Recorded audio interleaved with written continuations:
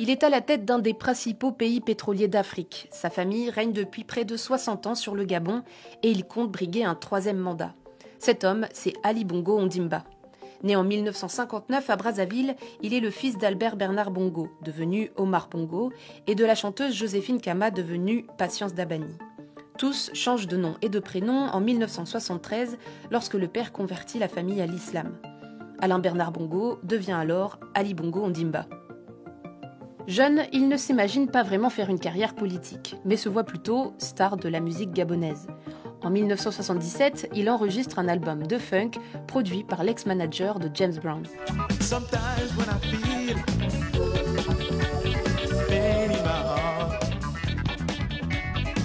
Mais la politique le rattrape. Après avoir effectué ses études en France, il revient au pays et travaille dans le cabinet de son père.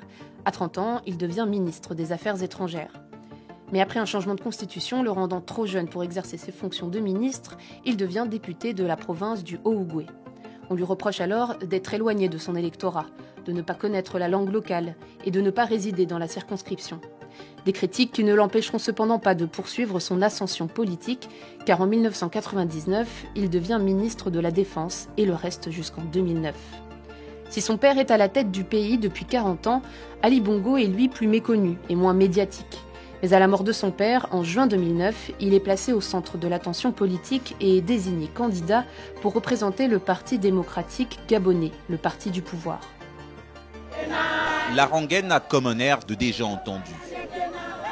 Sans doute parce qu'il y a beaucoup plus qu'un air de famille dans cette campagne gabonaise. Ce ne sont plus les louanges du patriarche Bongo qu'on chante sur le tarmac de l'aéroport de Koulamouto. Mais désormais, celle de son fils, Ali Ben, qui brigue sa succession dimanche prochain. Le 30 août 2009, Ali Bongo gagne l'élection présidentielle à tour unique, avec 42% des voix, ce qui provoque une contestation populaire qui fera 3 morts selon les autorités. Le Gabon, c'est une république, ce n'est pas un royaume. Nous avons décidé que le pouvoir ne peut pas aller du père au fils. C'est faux. Ali Bongo prend alors les rênes d'un des plus importants pays pétroliers d'Afrique. Les réserves sont exploitées à l'époque par des compagnies étrangères et en particulier françaises comme Elf Aquitaine devenue Total Energy. En 2009, le Gabon est un fidèle partenaire de la France, pilier de la relation France-Afrique. Depuis l'indépendance du pays en 1960, des forces françaises se trouvent sur le territoire gabonais.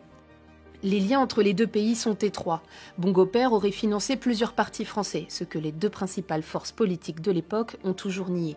Les enfants Bongo auraient aussi hérité de luxueuses demeures familiales parisiennes, selon plusieurs associations de lutte contre la corruption, comme Sherpa ou Transparency International. Mais Ali Bongo, lui, souhaite prendre ses distances et se rapproche d'autres partenaires comme le Maroc, la Chine ou encore les États-Unis. Je crois avoir indiqué une fois que je ne connaissais pas la France-Afrique.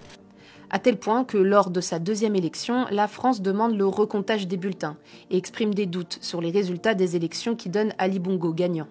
Ce dernier emporte cependant l'élection officiellement avec 5500 voix de plus sur son opposant Jean Ping. La répression de la contestation est encore plus brutale que celle qui avait suivi la précédente élection.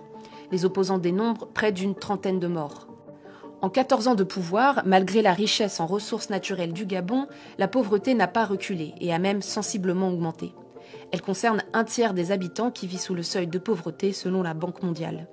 Un bilan qui va à l'encontre des promesses électorales d'Ali Bongo faites lors de sa campagne de 2016 qui promettent une amélioration des conditions de vie. Selon un rapport rédigé par des économistes gabonais, seules 13 promesses sur 105 annoncées par le président auraient été réalisées. Ali Bongo, par exemple, a annoncé la construction de 700 crèches à travers le pays. S'il y a des gens qui veulent apporter la contradiction, simplement il faut qu'on nous montre ces 700 crèches, si on s'est trompé. Et selon vous, elle n'existe pas aujourd'hui? Elle n'existe absolument pas. Il n'y a aucun Gabonais qui pourra vous dire qu'on a construit 700 crèches au Gabon. Ou bien il y a un lieu bien connu, à Libreville, qui s'appelle la Cité de la Démocratie. À l'intérieur, le président s'était engagé à construire 110 000 m² de bureaux pour offrir de meilleures conditions de travail aux fonctionnaires.